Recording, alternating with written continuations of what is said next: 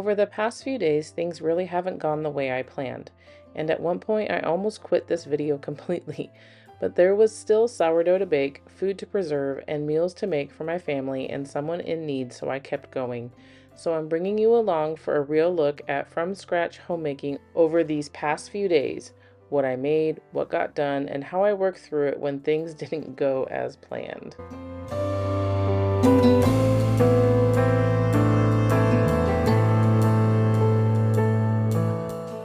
For those of you who are new here, my name is Sarah and I live in Northern California, and the weather here is bipolar these days because it was nice and spring and sunny, 80 plus degrees, and then I wake up to this.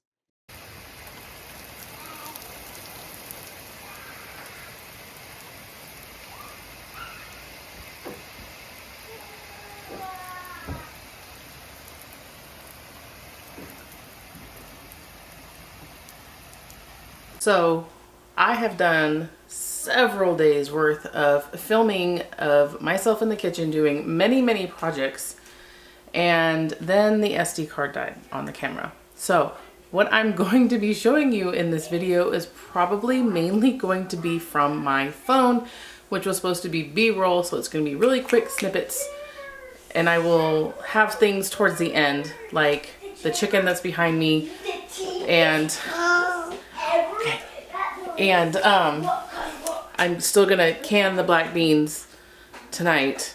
So it's gonna be a different type of video, but hopefully you take away from this is when life gives you lemons, you make lemonade and do the best you can. So if you have questions about what you see and you want me to show it in entirety sometime down the road, let me know in the comments, because I was so looking forward to this video, and for it to end like this is disheartening to say the least. My husband, who's in IT, gave it like the poison sign, said it's dead, it's not working. I don't know what's going on. So the B-roll from my phone is pretty much what you're gonna see, except for the end of this day. But the last several days of all the fun that I've been having in the kitchen are gone into the abyss. So bear with me and thanks.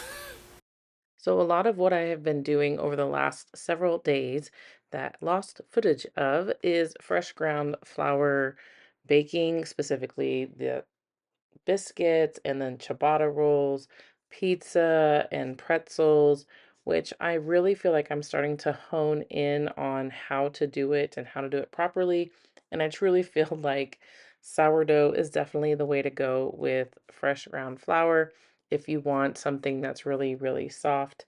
I am still making my way through Lisa Bass's cookbook. I have done some of her things on this channel several times over, and I can link those videos in the description box below if you are interested.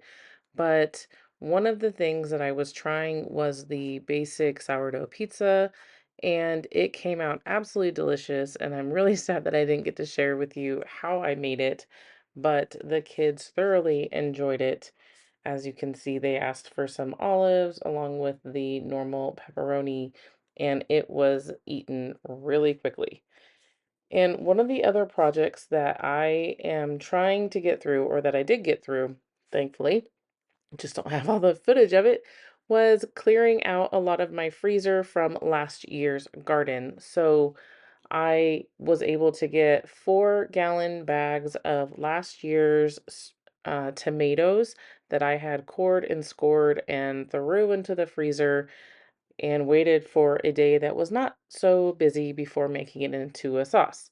Now, I have already gone through several other gallon bags from last year's garden, so it wasn't just this instant, but now I am absolutely out of tomatoes. Only thing that I have left in there from last year's garden is the peppers. I have both sweet and some hot peppers left, and I need to figure out what I'm going to do with those because I have a ton of pepper seedlings um, growing right now, and I really have no idea what I'm going to do with all those peppers.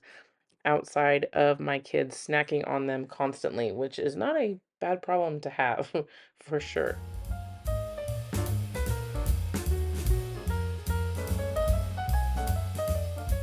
So what I like doing with my frozen tomatoes is I just leave them out overnight.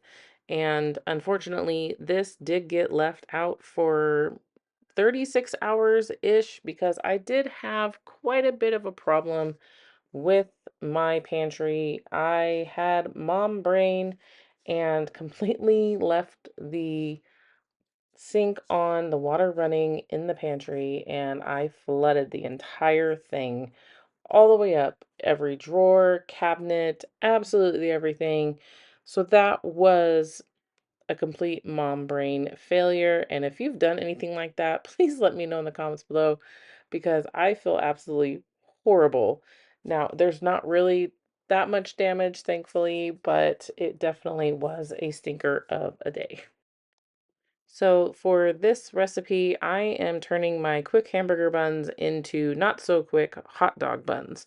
And I am doing that because I wanted them to be a lot more fluffy. So I was kind of treating it like a French bread with punching it down and letting it sit longer than just the mix and go.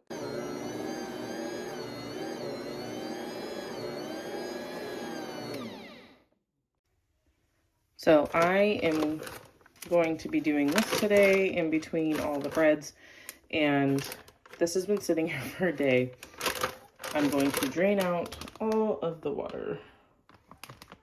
And I haven't decided if I'm going to deskin them before I cook them down. Probably if it's simple enough. Because I did core and score, so they should slip right off. But we'll see. So I did end up painstakingly standing there and skinning all of these. I mean, they fall right off, but it is a hot mess, as you can see. And I couldn't remember why I was going to put myself through this torture. Yes, you can dehydrate those skins and turn them into a powder and use those in your cooking, which I have done in the past, but I decided on this day that the energy bill, that was just not worth my time. And so, but when I went to immersion blend it, reminded me why I like the skins off, and it's because the skins really get stuck in that immersion blender. So the little bit that I didn't quite get off the tomatoes ended up in the immersion blender. But after I did puree it and then send it through my food mill, I got a really nice consistency. And all of this work for a lovely 4 pints of sauce, which just seems absolutely bonkers to me to go from 4-gallon bags of tomatoes to 4 pints of sauce. So that just shows me that I'm on the right track with how many tomato plants I have hardening off outside right now because Mama needs a lot more tomatoes than just that. These are the hot dog buns that I have rolled out, and they were very nice and fluffy and really easy to work with. I want to hone in on this recipe just a little bit more before I put it on my blog, but it my rolling out is not the prettiest, but they were absolutely delicious. Everybody at our family barbecue ate them up. I don't think we actually had enough, but this was definitely a much better option than just buying the Wonder Bread type hot dog buns from the store because of didn't have the dough conditioner and all of those other preservatives. But yes, it did take me several hours to make it, but again, it was absolutely delicious. And here you can see I am starting to harden off a lot of my plants. This is not nearly all of them. I didn't have my peppers out on this day, just these marigolds and some nasturtiums. And then I have some of my cucumbers and melons and squashes and things along those lines because as you can see shortly, they really are outgrowing these Bootstrap Farmer containers. And I will link all of these things below. They're absolutely wonderful. I've had them for many years and I just absolutely love them to pieces. So when the weather cleared up, the dandelions started blooming, and that told me that I needed to try making dandelion jelly for the first time. I usually keep the flowers and make salves, but I have so much of that already. I just wanted to make this dandelion jelly. Now, in recipes, it says that you're supposed to take the petals off of the green portion of it, the head, because the green part is bitter. And I will tell you right now, I don't agree with that. This was so much easier. I did let it steep for over 24 hours, which they also say you're only supposed to do 3 to 4 hours. But mom life is such, and all it did was make it a much deeper, darker color, and it was absolutely delicious. So, but I do recommend that you actually rinse the flowers off firsthand. When I strained it, because I noticed that there were tiny little bugs in it, when I strained it, I used a cheesecloth to make sure to get all of that out, and it was absolutely crystal clear, no issues, but definitely recommend rinsing it off. I just forgot that day for some reason. And so I am trying to get my black beans more shelf stable, readily available, I should say, because we all know how long it takes to cook beans. So on this day, I am filling them about a third full, adding some apple cider vinegar to help break them down a little bit. And then I fill them all the way up with water and lift them overnight so that they can absorb that water. I absolutely love the Pomona's pectin because it uses way less sugar. And because of the bitterness that I was told was going to be there, I was a little hesitant, but spoiler alert, came out absolutely delectable with just the 1 cup of sugar for all of these. And I lost the footage of me cutting this up and getting it into my slow cooker. This is sauteing right now. It's just the basics: onion, garlic, celery, and carrots that I was doing as a base to slow cook that whole chicken to make my life easier. And after losing all the footage this day, I am so glad that I did that. I just left it in the slow cooker for 6 hours on low, and actually I ended up turning it off around 5 hours because it had come to temperature. And on this day, I am making a double batch of the Three Rivers basic bread mix, I guess you would call it. And I am going to be making 2 sets of pizza rolls, one for our family for lunch and one for a new mom at church. And I just wanted to be able to bring them a meal. And what better thing to have than something that's comforting like a pizza roll? And this way, I am actually helping nourish their bodies as well with the fresh ground flour. You can see it rose beautifully. And I did tweak the recipe just a little bit because I was doubling it, and I had that all recorded, and I'm sorry. But basically, what did I end up doing was just doing 2 tablespoons overall of the yeast. And as you saw earlier, I was letting it bloom with the oil, the water, the salt, and everything as I ground up the fresh ground flour so that it had time to bloom and by the time and activate. So by the time I added in the fresh ground flour, it was able to start working. That's the thing when you're not using instant yeast. I am using active dry yeast. You have to give it time to activate and bloom so that it works properly. And then also, what I had done is I started mixing it, I let it go briefly, and then I kind of let it sit for about 15-20 minutes. When you're doing a yeasted bread, it is kind of hard to let it sit longer than that before going back to kneading it. And I find that it really helps it be very fluffy, like you just saw, and a lot more pliable. And then this was an absolute dream to work with on this day with the dough. It was just so simple, so absolutely simple, and worked wonderfully. Something else that was hilariously lost in this footage was the fact that I had taken out all my blocks of cheeses and I was like, you know what? I'm using a lot of cheese these days. Let's just go ahead and use my food processor and I will shred it all really quick while I'm waiting for the bread to rise, and then I can just keep it in the freezer as needed if I even need to do that. Go ahead and start it and I break it. So it has just been seriously one of those weeks overall of like, what is going on? And so if I look a little stressed in these videos. This is why. It's just been one of those days of, okay, today is a day the Lord has made. Rejoice and be glad in it, is what I am saying quite a bit because it has just been one thing after another.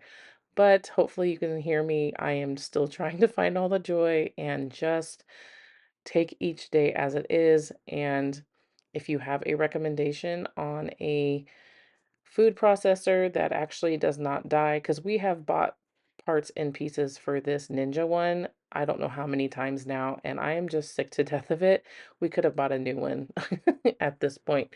So please let me know what you recommend down below.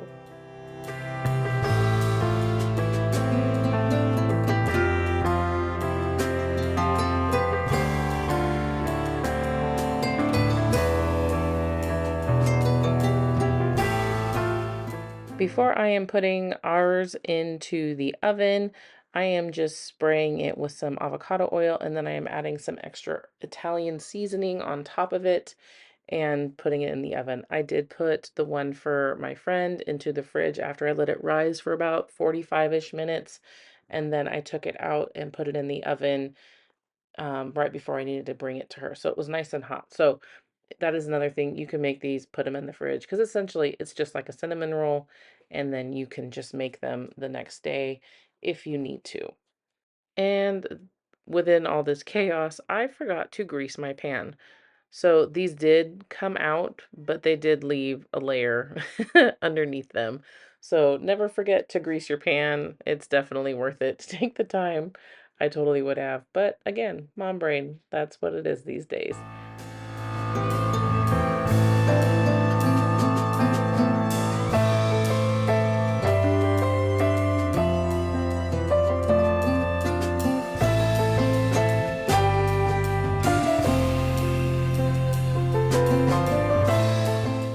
The last video I showed you how to spatchcock a whole chicken, and this time I had intended on showing you other ways by using the crock pot, and then you can just debone it and use it as such, and it's very hands off.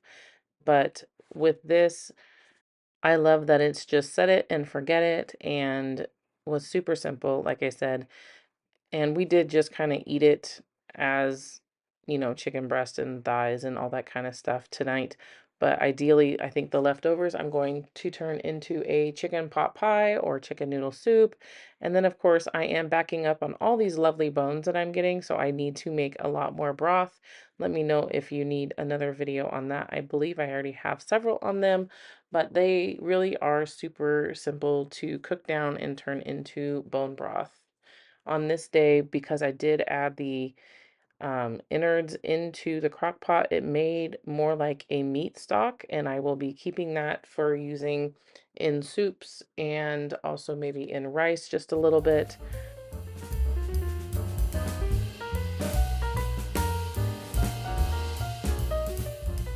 So with the beans, normally when you're canning them, you will do a hot pack and process them in the pot and, get them to a boil, do all that things for several hours. I find that I just don't have time to stand around the stove like that for absolutely all day. And this is my preferred method. And take it as you will. But all I'm doing is emptying them, straining them out, and then adding new water back and debubbling them. And then I just go ahead and pop them into the pressure canner. Now, this time I will tell you it did not work out as well, and I think it's because with how the week has been, I did not take them out of the jar and loosen it all up, and I just think that maybe it was just not done well enough. I do have 3 lids that I saw that did not fare too well, which I will show you at the end of this. This wasn't a perfect few days, but it was real, and that's what matters most to me. Thank you for being here and walking through it with me. I'll see you in the next one. Bye, friends.